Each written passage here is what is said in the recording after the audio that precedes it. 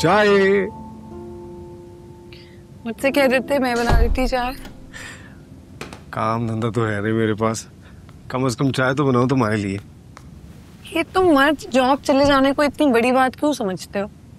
हम मर्दों को ना खुद से मुंसलिक रिश्तों की फिक्र होती है, जो हमारी जिम्मेदारी होते हैं।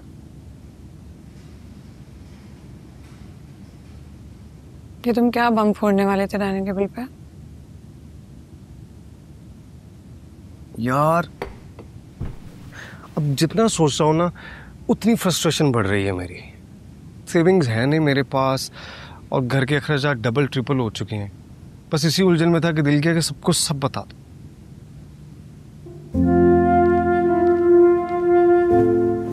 सेविंग्स नहीं है, अखराजात ज्यादा हो गए हैं, लेकिन मेरी जॉब तो है ना।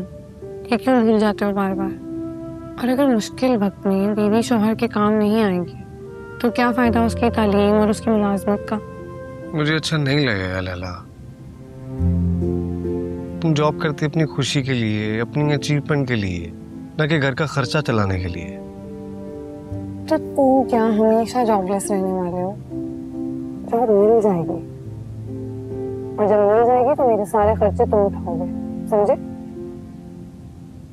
लेकिन प्लीज तब तक लोगों को इन्वॉल्व मत करो, तो यहाँ पर डोरा बॉक्स खुल जाएगा। ओके?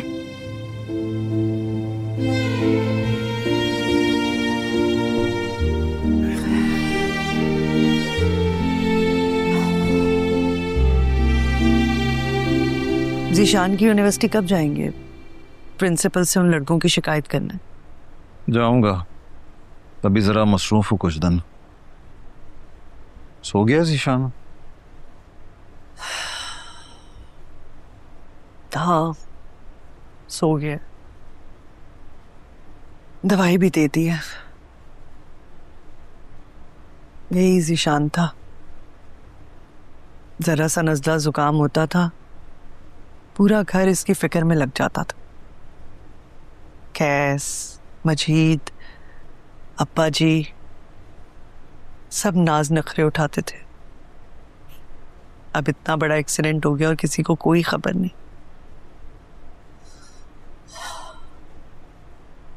तब उसकी असलियत से कोई वाकिफ जो नहीं था। कह तो रहा है माफी मांगने का, वाकई शर्मिंदा है। कहाँ जाए माफी मांगने? वो घर तो अब वीरान हो गया है। अरे वो नादिर का भी फोन आया था। क्या कह रहा था?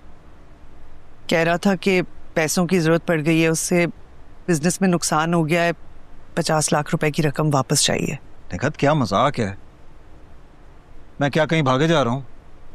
जो मोहलत दी थी उस पर तो कायम रहे। 6 महीने तक फैक्ट्री के कुछ हालात बेहतर हो जाएंगे तो उधार वापस कर दूंगा।